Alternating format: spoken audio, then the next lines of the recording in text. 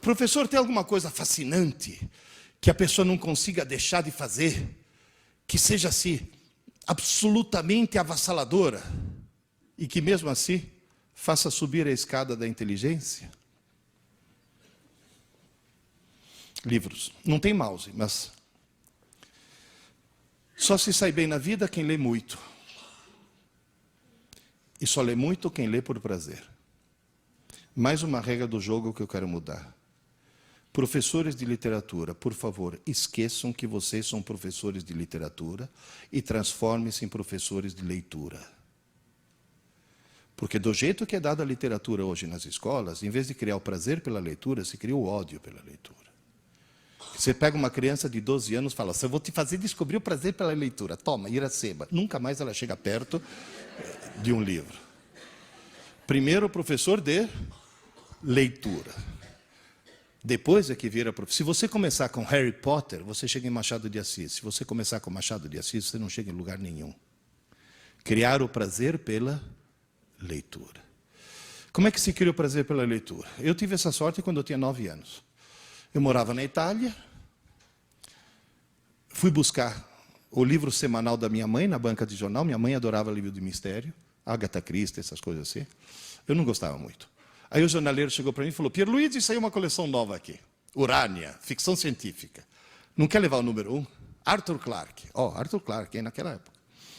Falei, o que é? É mistério também? Falou, sim, mas é outro tipo de mistério. Uma espaçonave que vai para Marte, aí os alienígenas. Opa. Marte. Comprei, levei para casa e perdi o fôlego. Sabe quando você faz?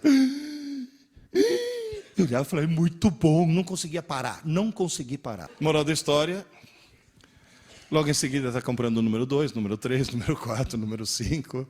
A coleção ainda existe. Estou esperando chegar pelo correio número 1700 e pouco. Ninguém lê milhares e milhares de romances se não for por puro prazer. Mas tem que descobrir o prazer de ler. Aí um belo dia, chegou um dos meus filhos, tinha 15 anos. Pai, estou muito preocupado. Eu falei, por que, Adriano? Pai, descobri que não é que eu não gosto de ler. Eu odeio ler. Falei, que bom, agora quem está preocupado sou eu. Pai, você lê muito, né? Eu falei, eu leio muito. Todas as minhas irmãs leem muito. Eu falei, todas as suas irmãs adoram ler.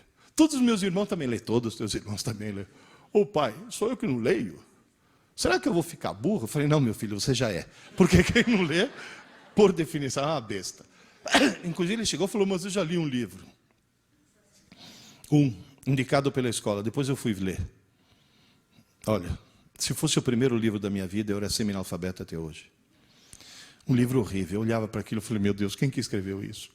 Só pode ser uma freira que fuma maconha, não tem outra explicação. Era um livro sobre as crises místico-religiosas de uma galinha. De uma galinha. No meio do livro, por uma escada de luz, descia o Arcanjo Galo. Eu falei, não, Arcanjo Galo não, é jogo duro, né?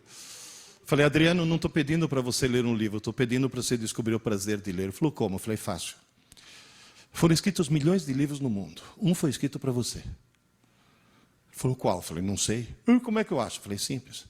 Comece a ler um livro qualquer. Está chato? Para e começa outro. Para, pai. Para.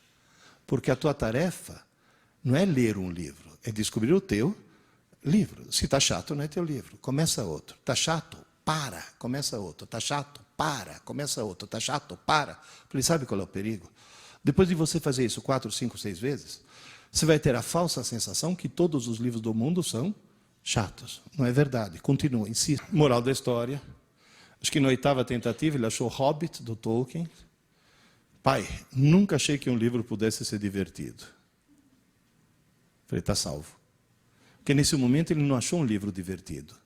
Ele achou que ler é divertido. É uma forma de lazer. Devorou Hobbit. Pai, a história continua. Eu falei, sim, O Senhor dos Anéis. Pai, compra para mim. Vocês imaginam a emoção de um pai que ouve seu filho semi-analfabeto pedir para comprar um livro? Entende? Foi uma... Achei, olha, custei achar, sabe por quê? Porque nesse país abençoado por Deus, que tem menos livrarias do que na cidade de Buenos Aires, livro só fica na moda quando aparece o filme.